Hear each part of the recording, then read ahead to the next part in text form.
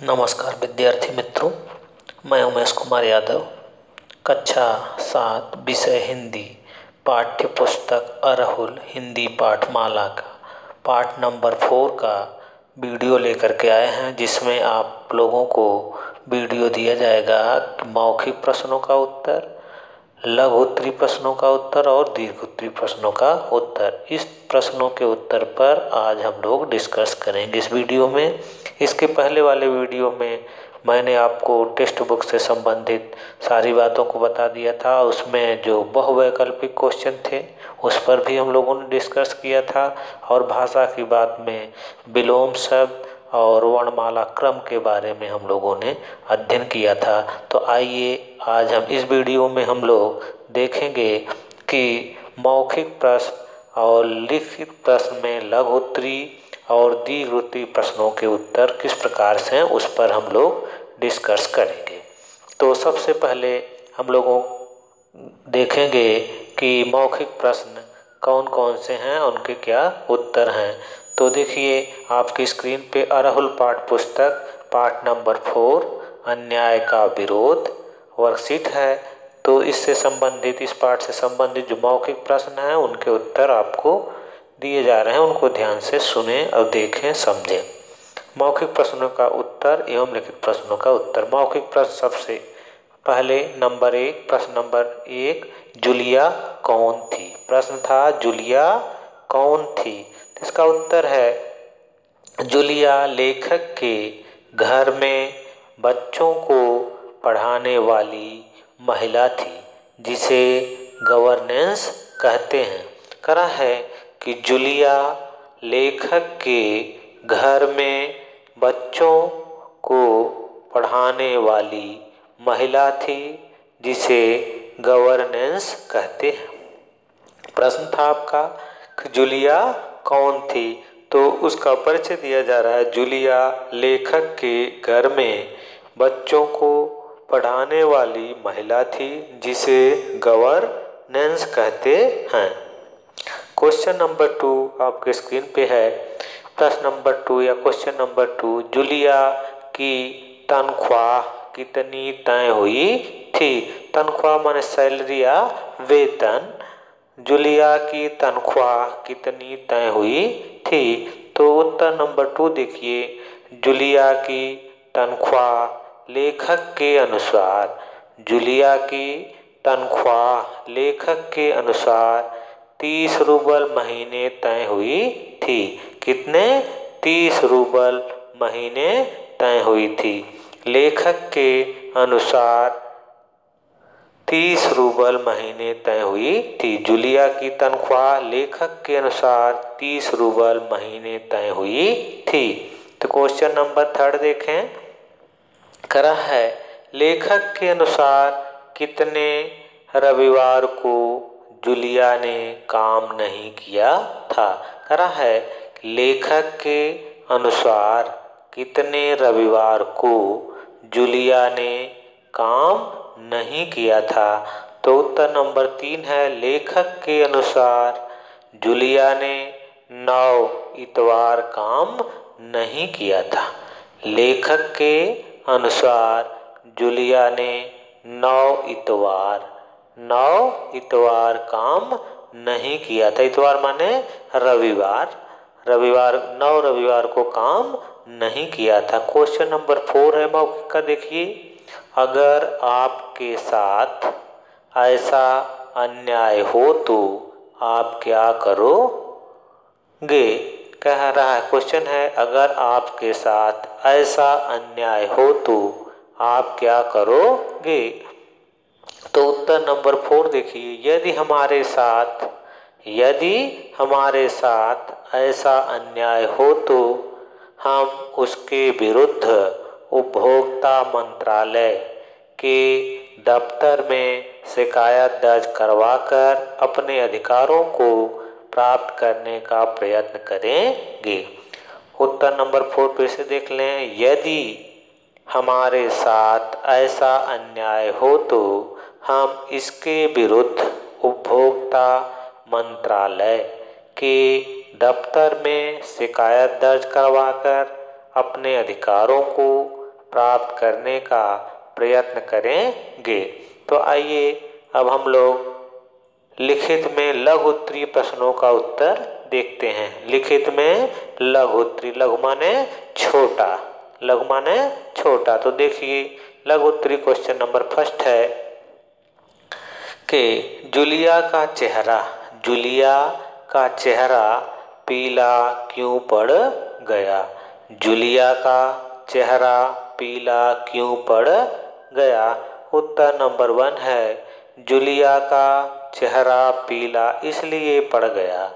Julia का चेहरा पीला इसलिए पड़ गया क्योंकि लेखक उसकी तनख्वाह में से 12 दिन के पैसे काट रहे थे। करा है जूलिया का चेहरा पीला इसलिए पड़ गया क्योंकि लेखक उसकी तनख्वाह में से 12 दिन के पैसे काट रहे थे और बाकी सभी चीज़ों के पैसे काट कर उसे 11 रूबल दे रहे थे। फिर से देख लें। करा जूलिया का चेहरा पीला क्यों पड़ गया।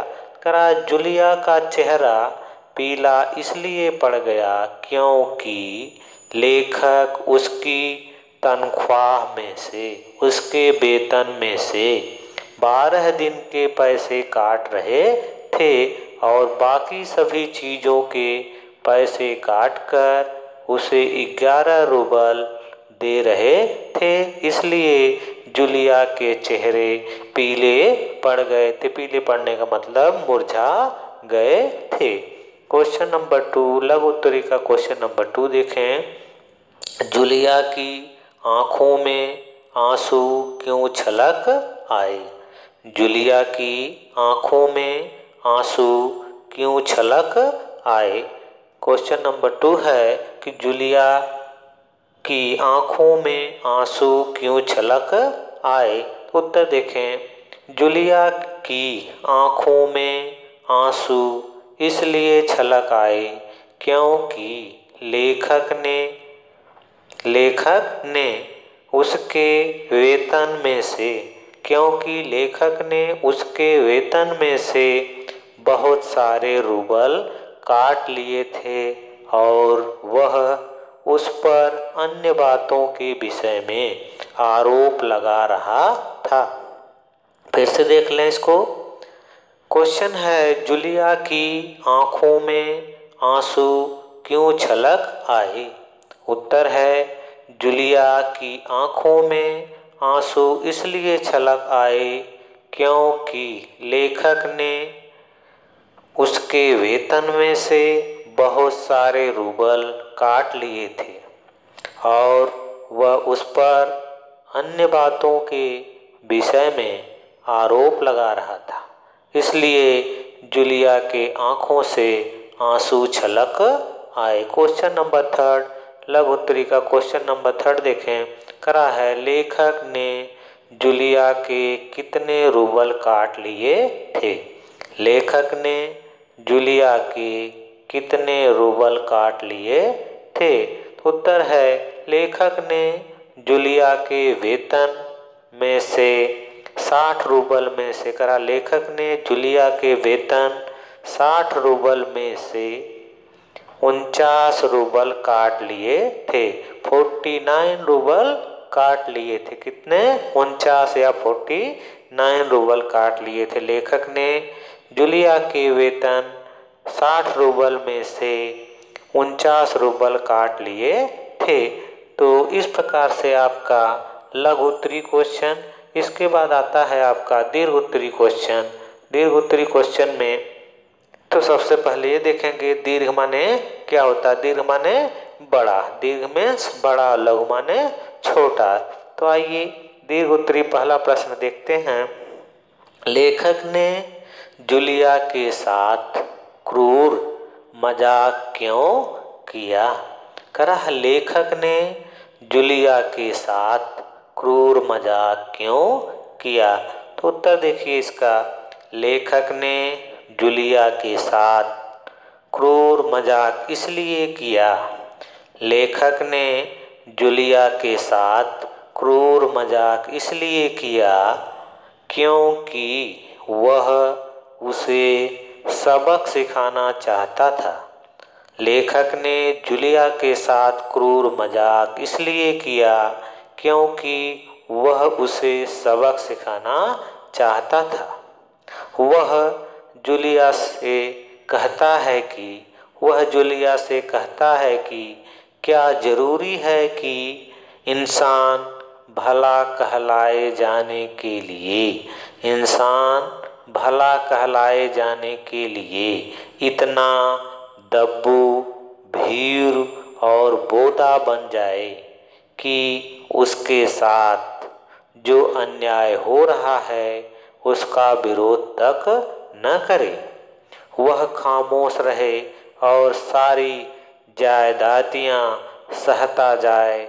हमें अपने इस अस्तित्व को बनाए रखने के लिए इस कठोर, निर्मम और हृदयहीन संसार से लड़ना होगा। फिर से देख लें क्वेश्चन नंबर फर्स्ट दीर्घ उत्तरी का। लेखक ने जूलिया के साथ क्रूर मजाक क्यों किया? लेखक ने जूलिया के साथ क्रूर मजाक इसलिए किया, क्रूर माने कठोर, इसलिए किया क्योंकि वह उसे सबक सिखाना चाहता था। सबक सिखाना माने ज्ञान दिलाना चाहता था। कि वह जूलिया से कहता है कि क्या जरूरी है कि इंसान भला कहलाए जाने के लिए इतना दब्बू, भीर और बोदा बन जाए कि उसके साथ जो अन्याय हो रहा है उसका विरोध तक न करें। वह खामोश रहे और सारी जायदादियाँ सहता जाए। हमें अपने इस अस्तित्व को बनाए रखने के लिए इस कठोर, निर्मम और हृदयहीन संसार से लड़ना होगा। क्वेश्चन नंबर 2 देखिए। लेखक के विचार से आप सहमत हैं या असहमत सोचकर लिखिए। लेखक के विचार से आप सहमत हैं या असहमत सोचकर लिखिए। जैसा कि आपने पहले क्वेश्चन में पढ़ा, उसमें उसके उत्तर में आपने डिस्कस किया, सुना कि कह रहा है कि क्या इंसान भला कहलाए जाने के लिए सारी जायदादियों को सहता रहे और किसी का विरोध तक न करें, ये सही नहीं है। तो इसी को लेकर के कह रहा है लेखक के विचार से आप सहमत हैं या असहमत सोचकर लिखिए। तो क्वेश्चन नंबर 2 का उत्तर देखें। हम लेखक के विचार से पूर्णतः सहमत हैं। हम लेखक के विचार से पूर्णतः सहमत हैं क्योंकि इस संसार में अत्याचार करने वाला ही अपराधी नहीं होता। हम लेखक के विचार से पूर्णतः सहमत हैं क्योंकि इस संसार में अत्याचार करने वाला ही अपराधी नहीं होता, बल्कि अत्याचार सहन करने वाला भी उतना ही अपराधी होता है जितना अपराध करने वाला होता है। इसको लेकर के रामचरितमानस की एक छोटी सी पंक्ति इसमें आई है। पराधीन सपनों सुख नाही। दूसरे के अधीन रहने वाला व्यक्ति स्वप्न में भी उसे सुख की प्राप्ति नहीं होती। अर्थात अपना अस्तित्व बनाए रखने के लिए इस संसार से आपको लड़ना होगा। फिर से देख लें इसका अर्थ। हम लेखक के विचार से पूर्णतः सहमत हैं क्योंकि इस संसार में अत्याचार करने वाला ही अपराधी नहीं होता, बल्कि अत्याचार सहन करने वाला भी उतना ही अपराधी होता है। पराधीन सपनों सुख नाही। ये तुलसीदास की पंक्ति है रामचरितमानस की। पराधीन सपनों सुख नाही मीन्स दूसरे के अधीन रहने वाला व्यक्ति स्वप्न में भी सुख की अनुभूति नहीं करता।